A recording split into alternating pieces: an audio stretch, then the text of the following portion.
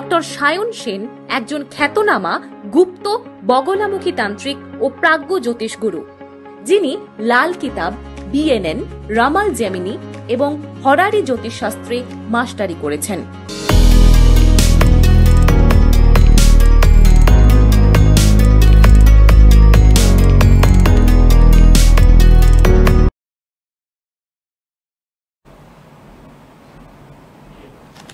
নমস্কার, লাল কিতাব অমৃত অনুষ্ঠানে আপনাদের সবাইকে স্বাগত।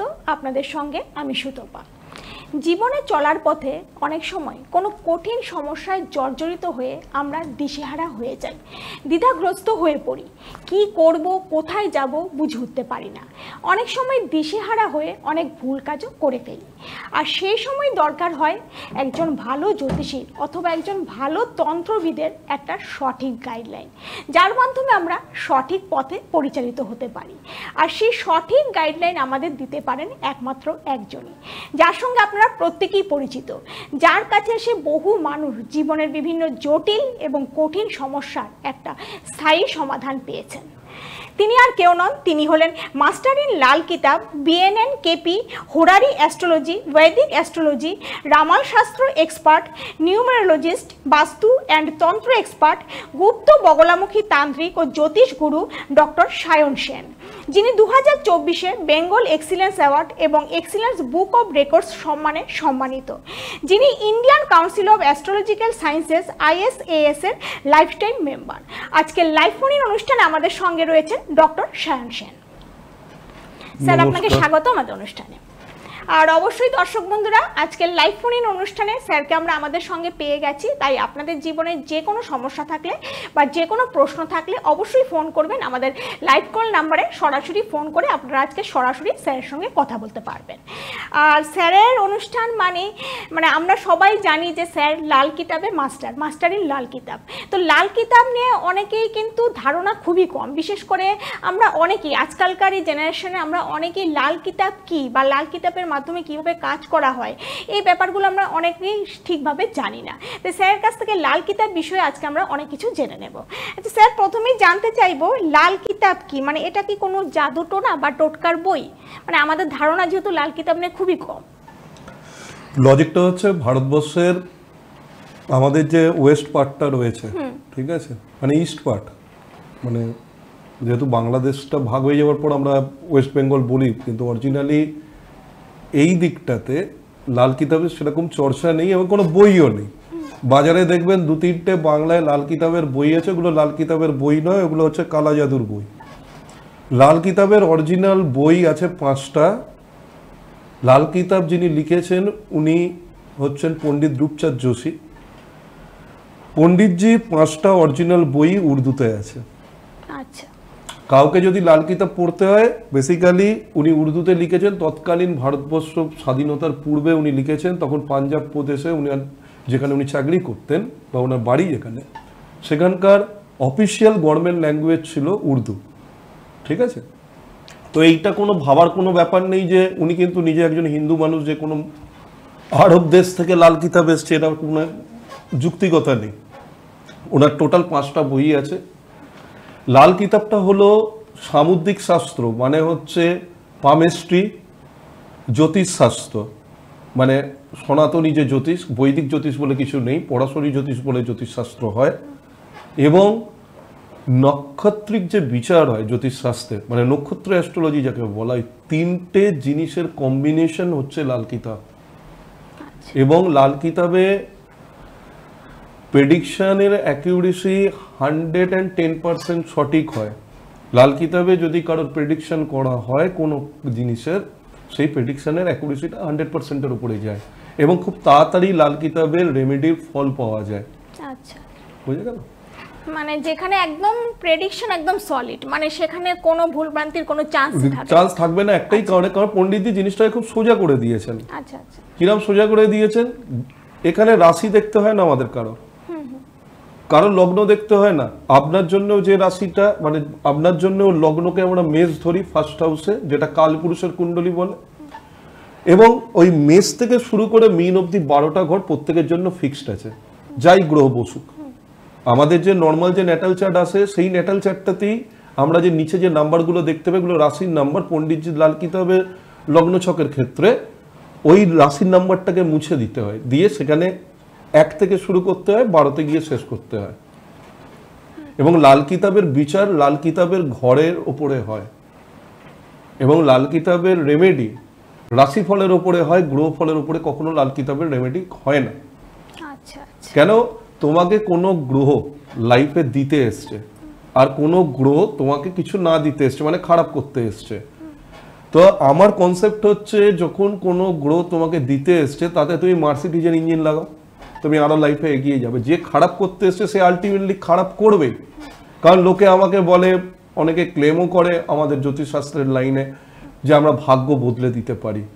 ভাগ্য কেউ বদলাতে পারে না, যেটা যখন ঘটা সেটা তখনই ঘটবে। শুধু একটা জিনিস কি, প্রোটেকশনটা নিয়ে রাখলে কি হয়, তার এফেক্টটা, ম্যালিফিকেশন যে এফেক্টটা হয় সেটা একটু কমে গেলে কমে যেতে পারে। বাট কেউ যদি বলে যে আমার ভাগ্য পরিবর্তন করতে হবে, তাহলে তার জন্মের সময়, জন্মের স্থান এবং যেদিন জন্মেছিল সেটাকে পরিবর্তন করতে হবে। একদম। কেন? সিলেস্টিয়াল বডিতে গিয়ে কোনো জ্যোতিষী তো কাজ করতে পারবে না। ভাগ্য পরিবর্তন করতে হলে গ্রহের যেই পারমুটেশন কম্বিনেশন যেটা আপনার ছকে আছে সেটা কখনো চেঞ্জ হবে না, এই জিনিসটা থাকে। একদম, মানে মানুষ যখন জন্মেছে তার যে গ্রহে বা যে নক্ষত্র তখন ছিল সেটা তো যেটা ভাগ্যে আছে সেটা হবেই। মানে কোনো কিছু যদি আমাদের ভাগ্যে খারাপ থাকে সেটাকে, সেই খারাপটা কাটিয়ে মানে সেটা অল্পের উপর থেকে আমাদের জীবন থেকে চলে যায়। এটা কি আছে? নমস্কার, আমাদের যোগাযোগ বিচ্ছিন্ন হয়ে গেছে। দর্শক বন্ধু, আপনি আরেকবার চেষ্টা করুন, অবশ্যই কথা বলতে পারবেন। হ্যাঁ, যেটা বলছিলেন স্যার।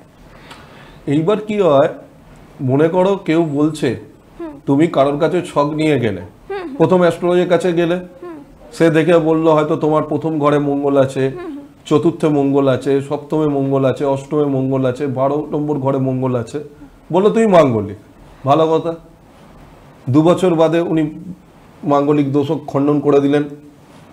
নাম্বার 1, মাঙ্গলিক দোষ খণ্ডন করে দিলেন মানে কি, ওই ঘর থেকে মঙ্গলকে শিফট করে দিলেন আর কি। আচ্ছা। খণ্ডন করা মানে কি, গ্রহটা ওই ঘরে বসে যতক্ষণ থাকবে ততক্ষণ মঙ্গল দোষ খণ্ডন হয়ে যাবে।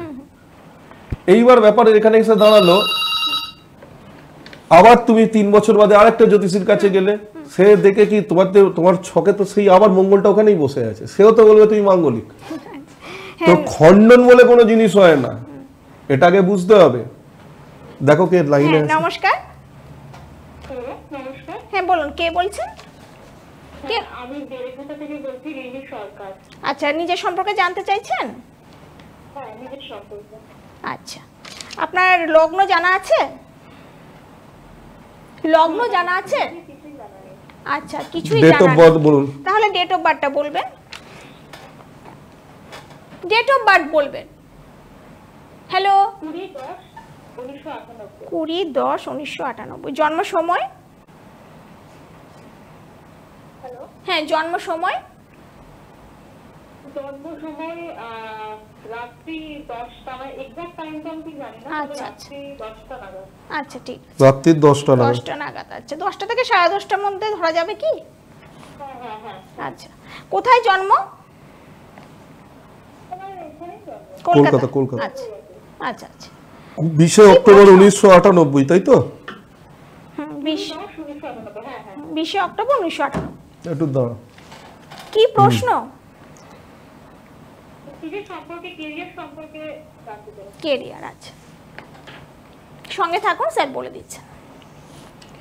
কি সম্বন্ধে জানতে চাই? কেরিয়ার। কেরিয়ার। কেরিয়ার সম্বন্ধে জানতে চাই।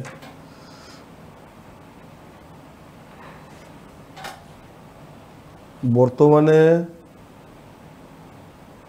বৃহস্পতির মহাদশা চলছে, লগ্ন হচ্ছে বুধের, মিথুনের লগ্ন।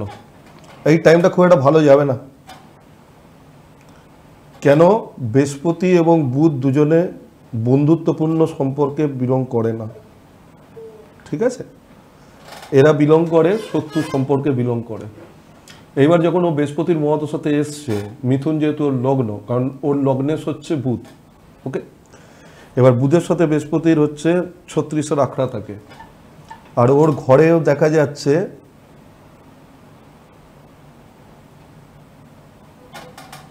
আচ্ছা ওকে একটা জিনিস আমাকে বলুন, আপনার কি পড়াশোনাতে কখনো ব্রেক এসছে পড়তে পড়তে?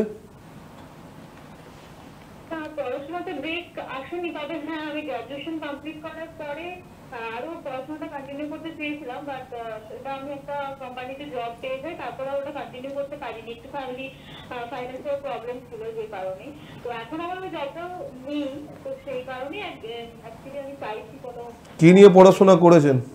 পড়াশোনা কোন সাবজেক্ট নিয়ে হ্যাঁ কি সাবজেক্ট? আমি কোনো অ্যাস্ট্রোলজির সাথে কন্ট্যাক্ট করতে চাইছি আর কি। না আপনি পড়াশোনা কি সাবজেক্ট নিয়ে করেছেন? পড়াশোনা হিস্ট্রি। হিস্ট্রি। আচ্ছা। সবার প্রথম আপনাকে যেটা করতে হবে, আপনি খুব পুজো পাঠ করেন? পুজো পাঠের প্রতি খুব ন্যাক আছে? নয়, কিন্তু করা হয় আর কি। আপনার 2025-এর, ঠিক আছে, আফটার মার্চ মাসের পর কেরিয়ারের জায়গাটা ঠিক হয়ে যাবে। 2025 মানে এখনো 3 মাস, মোটামুটি 180-90 দিন পর। আর এমনি তো আপনার আশা করি, বলা উচিত নয় যদিও, যেটা প্রশ্ন আপনি করেননি, আপনি যদি কোনো রিলেশনশিপে থাকেন, এখন যদি কোনো রিলেশনশিপে বর্তমানে থাকেন, সেখানে কিছু প্রবলেম আপনার চলছে। যদি না থাকেন কোনো অসুবিধা নেই। ঠিক আছে। এমনি আপনি বলছিলেন যে একটু ক্যারিয়ারের প্রবলেম এখন হতে পারে, এটা কি মানে কোনোভাবে কাটানো যাবে বা কিছু আপনার সাথে যোগাযোগ করা যাবে আলাদা করে কিছু? দেখুন, কেরিয়ারের জিনিসগুলো দেখুন, এত তাড়াতাড়ি তো কারোর ওইভাবে তো প্রেডিকশন করা যায় না। আমার কাছে যোগাযোগ করতে গেলে আপনাকে যোগাযোগ সেটা আপনি করতেই পারেন যোগাযোগ, কিন্তু যেটা যতটা টাইম লাগবে, একটা আমাদের যখন জ্বর হয়, ঠিক আছে, জ্বরের ওষুধের একটা ডোজ থাকে। আপনি শুধু প্যারাসিটামল খেলে হবে না, আগে জানতে হবে জ্বরটা কী জ্বর, ম্যালেরিয়া হয়েছে, ডেঙ্গু হয়েছে, না আপনার নর্মাল ভাইরাল ফিভার হয়েছে। আমি কম টাইমের মধ্যে যেটা দেখলাম, দেখে আপনাকে বলে দিলাম যে 2025-এর মার্চের পর আপনার কেরিয়ারে ভালো টাইম আসবে, কিন্তু এই বর্তমান সময়টা আপনার জন্য ভালো যাবে না। ওকে, তার উপরে শনি বক্রি আছে আপনার 11th হাউসে। 11th হাউস শনির ঘরে শনি বক্রি থাকা মানেই হচ্ছে শনি 11 নম্বর ঘরে বসে দেখছে কিন্তু 10 নম্বর ঘরকে। তো কাজের ঘরকে দেখছে, বা বক্রি অবস্থায় কোনো প্ল্যানেট দেখলে শনির কাজই হচ্ছে কোনো জিনিসকে স্লো করে দেওয়া। সেটাই আপনার সাথে হচ্ছে, কাজের জায়গাটা স্লো হয়ে যাচ্ছে। মানে কাজে উন্নতি হতে একটু সময় লাগবে। আপনি একটু কন্ট্যাক্ট নাম্বারটা নোট করে রাখুন, দরকার হলে যোগাযোগ করে নেবেন। ঠিক আছে, ধন্যবাদ। কারণ এই স্বল্প সময় অনুষ্ঠানে তো সব কিছু বলা সম্ভব হয় না। যদি বিস্তারিত জানতে হয় একটু স্যারের সঙ্গে যোগাযোগ করবেন। কন্ট্যাক্ট নাম্বারটা আপনারা সবাই নোট করে রাখবেন। বিস্তারিতভাবে জানতে হলে যোগাযোগ করে চেম্বারে আসতে পারেন। চেম্বারে এসে আপনারা যে কোনো বিষয় নিয়ে আলোচনা করতে পারেন। সেখানে কিন্তু যে কোনো বিষয়ের একটা পুঙ্খানুপুঙ্খ বিশ্লেষণের মাধ্যমে একটা সঠিক সমাধানের পথ সেখান থেকে চলে আসে। আর চেম্বারে না আসলেও আপনারা অনলাইনেও স্যারের সঙ্গে কনসালটেন্সি করতে পারেন, কারণ স্যার কিন্তু প্রচুর যারা আসছেন স্যারের সঙ্গে অনলাইনেও কিন্তু যে কোনো সমস্যা নিয়ে আপনারা স্যারের সঙ্গে কথা বলতে পারেন এবং অনলাইনে যে কোনো সমস্যার সমাধান পেয়ে যাবেন। আর স্যারকে আপনারা পেয়ে যাবেন শিয়ালদা অ্যাস্ট্রোলজার্স পয়েন্ট চেম্বারে, সেখানে অবশ্যই যোগাযোগ করতে পারেন। আর দেখুন যে কন্ট্যাক্ট নাম্বারটি টেলিভিশন স্ক্রিনে দেওয়া রয়েছে 8697777926, এই নাম্বারটি আপনারা নোট করে রাখবেন। অনুষ্ঠান শেষ হওয়ার পর আপনারা বুকিং করে স্যারের চেম্বারে আসতে পারেন, শিয়ালদাতে যোগাযোগ করতে পারেন। আর কোনো কারণে আসতে না পারলে দূরের দর্শক বন্ধুরা যারা রয়েছেন তারা অনলাইন কনসালটেন্সির মাধ্যমে স্যারের সঙ্গে যে কোনো সমস্যার সমাধান পেয়ে যাবেন। চলে যাচ্ছে আবার আজকের বিষয়ে। হ্যাঁ স্যার, যেটা বলছিলেন এই যে লাল কিতাব, তো এটা কি কোনো কিছু উপায়ের বই? না, একদমই নয়, এটা খুব ভুল ধারণা। লাল কিতাব হচ্ছে অ্যাস্ট্রোলজির একটা মোডালিটি, মানে একটা ভাগ। যেমন বৈদিক অ্যাস্ট্রোলজি বলে যারা চালায়, বৈদিকের ব পর্যন্ত তারা জানে না। সবথেকে বড় কথা, বৈদিক অ্যাস্ট্রোলজি বলে কোনো জিনিস হয় না। আচ্ছা, পরাশরী অ্যাস্ট্রোলজি, তার আগে এসছে ভিগু সংহিতা, তারপরে বড়াময়ীর, ফলদীপিকা আছে, এগুলো সব অ্যাস্ট্রোলজির একটা মোডালিটি। আচ্ছা, তারপরে এলো জেমিনি অ্যাস্ট্রোলজি। এটা কটা জেমিনি অ্যাস্ট্রোলজি জানার লোক আছে? যারা জেমিনি জানে তারা, সেটাও একটা অ্যাস্ট্রোলজি মোডালিটি। কৃষ্ণমূর্তি পদ্ধতিটা এখন বহুল প্রচলিত আমাদের এখানে, ওটাও সাউথ ইন্ডিয়া থেকে এসছে। হোরারি অ্যাস্ট্রোলজি, সেটাও সাউথ ইন্ডিয়া থেকে এসছে। এছাড়া রামাল শাস্ত্র একটা অ্যাস্ট্রোলজির পার্ট। রামালের কনসেপ্টটা ওর আলাদা। রামাল শাস্ত্র বিষয়টা সত্যি আমার জন্য একটু নতুন, মানে রামাল শাস্ত্রটা অনেকেই মানে এখানে খুব কমই দেখা যায়। রামালের জ্যোতিষী নেই তো, আমি বলে দিচ্ছি, ভারতবর্ষে গোনাগুনতি 4-5 জন জ্যোতিষী আছে যারা রামাল জানে। একদম। নমস্কার,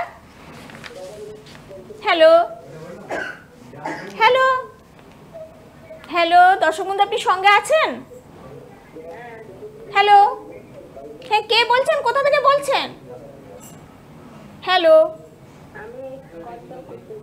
হ্যাঁ আপনি কে বলছেন, কোথা থেকে বলছেন? আসানসোল থেকে। আচ্ছা, প্রশ্ন কি প্রশ্ন বলুন তো, কি প্রশ্ন, কি জানতে চাইছেন? হ্যালো, কি জানতে চাইছেন? হ্যাঁ, ছেলের কি বিষয়, ছেলের কি বিষয় জানতে চাইছেন? ছেলের কি বিষয়, পড়াশোনা,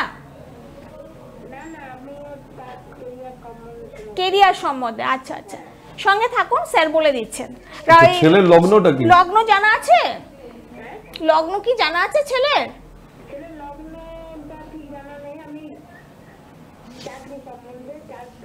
আচ্ছা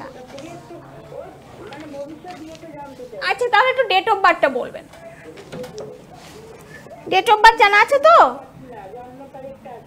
হ্যাঁ বলুন, আপনি টিভির সাউন্ডটাকে একটু মিউট করে দিন, দিয়ে কথা বলুন, এখানে ফিডব্যাক আসছে টিভি।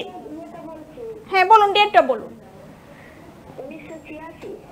ডেটটা আগে বলবেন।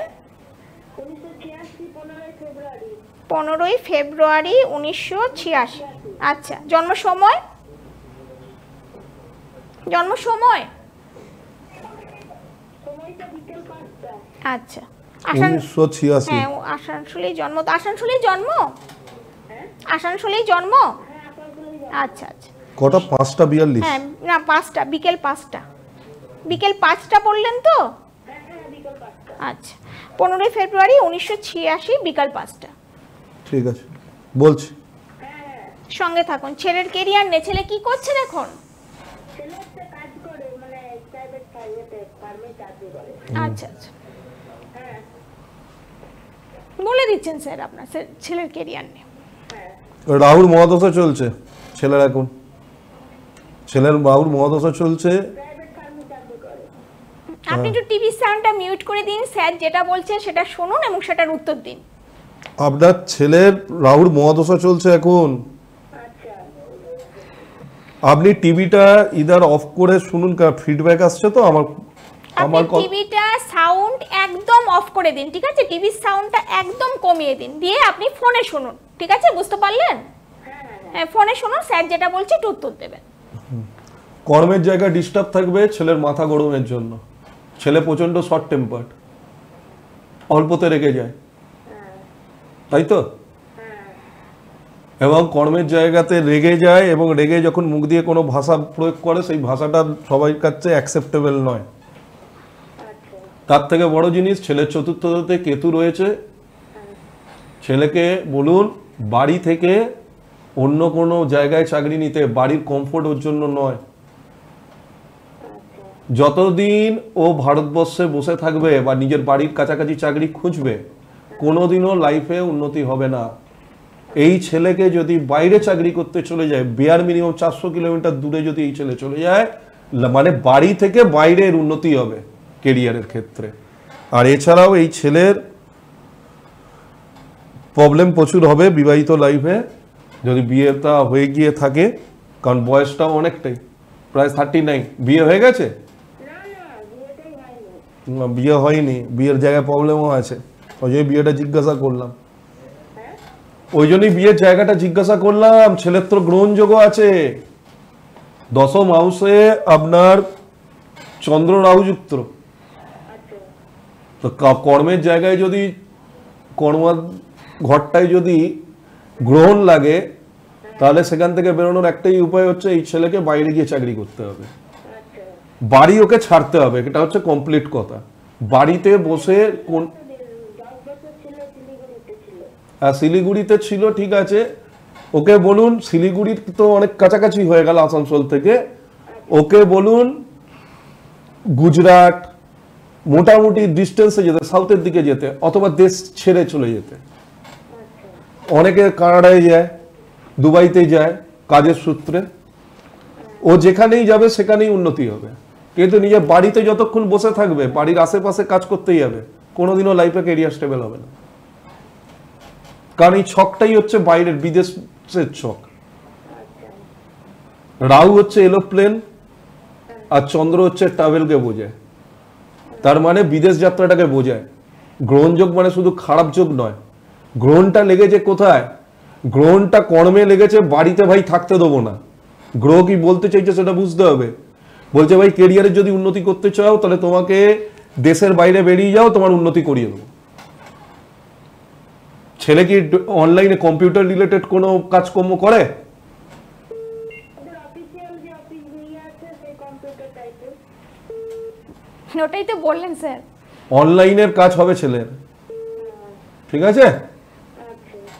ছেলের খুব প্রবলেম আছে, প্রবলেমগুলো কাউকে দিয়ে দেখিয়ে নেবেন, অনেক সমস্যা হয়েছে ছেলে। আর ছেলেকে বলুন বাইরে চাকরির খোঁজ করতে। স্যার কিন্তু উপায় বলে দিলেন, বাইরে চাকরি নিলেই ছেলের ক্যারিয়ারে কিন্তু সাকসেস আসবে, ঠিক আছে? ছেলের ক্যারিয়ারটা পুরো সাকসেস আসবে যদি বাইরে আপনি পাঠান। অনেক সময় অনেকে বাইরে পাঠাতে চান না, কিন্তু আপনার ছেলেকে বাইরে পাঠালেই আপনি ক্যারিয়ারে সাকসেস পাবেন, ঠিক আছে? ধন্যবাদ, যোগাযোগ করে নেবেন প্রয়োজন মনে হলে। হ্যাঁ, নমস্কার। হ্যালো হ্যালো, হ্যাঁ নমস্কার, কে বলছেন, কোথা থেকে বলছেন? কোথা থেকে বলছেন? বেলুর।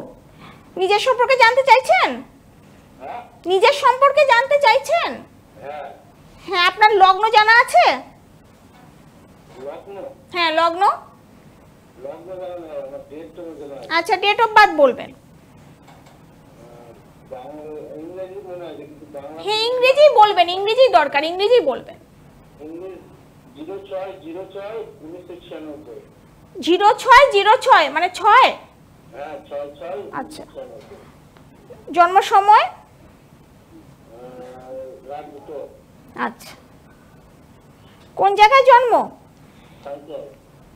বীরভূম সাইতিয়া।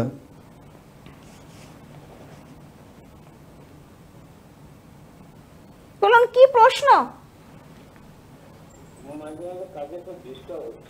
কাজ কর্ম, কিছু কাজ করছেন এখন? কাজ এখন যাবে। 30 বছর আপনার যে ছক আছে, ঠিক আছে? আমি বুঝে গেছি দাদা, আপনার ওয়ার্কের জায়গায় মানে কাজের জায়গায় সমস্যা আপনার থাকবে 30 বছর অবধি। হ্যাঁ যাবে, বলছি তো। আপনার 30 বছর বয়স যেদিন কমপ্লিট হবে তারপরে আস্তে আস্তে স্টেবিলিটি আসবে। এর কারণটা হচ্ছে সপ্তম ঘরে স্যাটার্ন কেতুর সাথে বসে আছে, ঠিক আছে? এখন যেখানেই চাকরি করবেন বা চাকরি করবেন সেখানে মাঝে মাঝেই চাকরি যেতে থাকবে। কিছু জায়গায় আপনাকে তারা ছাড়িয়ে দেয় আর কিছু জায়গাতে আপনি নিজে ছেড়ে দেন। এখন এইটা চলবে আপনার লাইফে। 2026-এ যখন 30 বছর আপনার কমপ্লিট হয়ে যাবে, 2026-এর জুনের পর দেখবেন আস্তে আস্তে জিনিসটা স্টেবল হয়ে যাচ্ছে। বুঝতে পারলেন? হ্যালো, বুঝতে পারলেন? হ্যাঁ, দরকার হলে একটু যোগাযোগ করে নেবেন। দেখুন কন্ট্যাক্ট নাম্বার টেলিভিশন স্ক্রিনে যাচ্ছে, আপনার প্রয়োজন মনে হলে যোগাযোগ করে নেবেন। যেটা চাকরি নিয়ে বিয়ে করেছেন? সমস্যায় রয়েছে। বউয়ের সাথে রিলেশনশিপ কেমন? নেই তো। বিয়ে করেছে, বউয়ের সাথে রিলেশনশিপ নেই, ওটাই তো ধরলাম। ওটাই তো বললেন স্যার আপনাকে। কাউকে দিয়ে ইমিডিয়েটলি দেখাবেন, নইলে ভবিষ্যতে খুব জোর, কারণ 7th হাউসে কেতু মানে ডিভোর্স হবে, ওকে বাজাতে পারবে না, ঠিক আছে? একটু যোগাযোগ করে নেবেন। স্যার যেটা বললেন দেখুন আপনার সঙ্গে কিন্তু একদম সবটাই মিলে গেল, ঠিক আছে? একটু কন্ট্যাক্ট নাম্বারটা নোট করে রাখবেন, পরবর্তী সময় যোগাযোগ করে নেবেন। যে সমস্যাটা আছে সেটা থেকে বেরিয়ে আসতে অবশ্যই সক্ষম হবেন, ঠিক আছে? ধন্যবাদ। যেহেতু আমরা একদম অনুষ্ঠানের শেষে আছি, তো যেহেতু যারা যোগাযোগ আজকে মানে ফোনে যোগাযোগ করে পেলেন না, তারা অবশ্যই কন্ট্যাক্ট নাম্বারটি যে দেওয়া রয়েছে আমাদের টেলিভিশন স্ক্রিনে, সেই নাম্বারে ফোন করে যোগাযোগ করে নেবেন। স্যারকে আপনারা পেয়ে যাচ্ছেন শিয়ালদা চেম্বারে, শিয়ালদা অ্যাস্ট্রোলজার্স পয়েন্ট চেম্বারে আপনারা পেয়ে যাচ্ছেন।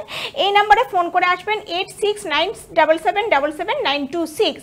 এবং যারা আসতে পারছেন না, যারা দূরের দর্শক বন্ধুরা রয়েছেন কলকাতায় এসে দেখাতে পারছেন না, তারা কিন্তু অনলাইনেও যে কোনো সমস্যার সমাধান পেয়ে যাবেন। আপনারা বাড়ি বসে যে কোনো সমস্যার সমাধান পাওয়ার সুবিধা রয়েছে। তার জন্য কিন্তু অবশ্যই একটু এই বুকিং নাম্বারে আগে থেকে ফোন করে যোগাযোগ করে নেবেন এবং অনলাইনে কনসালটেশনের সুবিধা রয়েছে।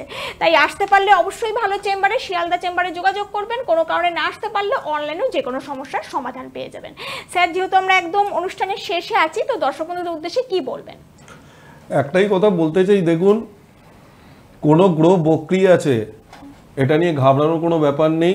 শনি সাড়ে সাতি, দাইয়া এসব নিয়ে ভয় পাওয়ার কোনো ব্যাপার নেই। শনি সাড়ে সাতিতে প্রচুর লোকের উন্নতি হয়েছে। কাল সর্প দোষ সচিন তেন্ডুলকারের আছে। সচিন তেন্ডুলকার বিশ্বের সব থেকে বড় ব্যাটসম্যান। তাহলে এই জিনিসগুলো মানে কোনটা কারোর যোগ কোনটা কার দোষ সেটা বিচার হয় ছকের উপরে। তো নিজেরা কোনো ভুল ধারণার বশবর্তী হবেন না, এবং যারা প্রকৃত অ্যাস্ট্রোলজার তাদেরকে গিয়েই নিজের ছকটাকে বিচার করাবেন। তাতে কি হবে, আপনারা প্রকৃত সলিউশনটা পাবেন। ঠিক আছে, অ্যাস্ট্রোলজারের কাজ পাথর বিক্রি করা নয়। একদমই একদমই প্রকৃত মানুষের কাছে পৌঁছতে পারলে সেখানে সঠিক সমাধান আপনারা পেয়ে যাবেন।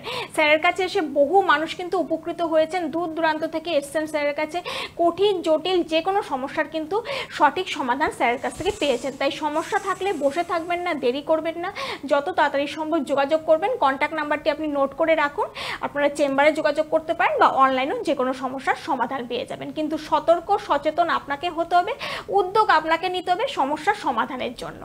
তাই সমস্যা থাকলে দেরি না করে যত সত্বর সম্ভব যোগাযোগ করে নেবেন। আজ যেহেতু হাতে আর একদমই সময় নেই, আজ এখানেই শেষ করব। স্যার, আপনাকে অনেক ধন্যবাদ আমাদের অনুষ্ঠানে আসার জন্য। সবাই খুব ভালো থাকবেন, সুস্থ থাকবেন। নমস্কার। নমস্কার।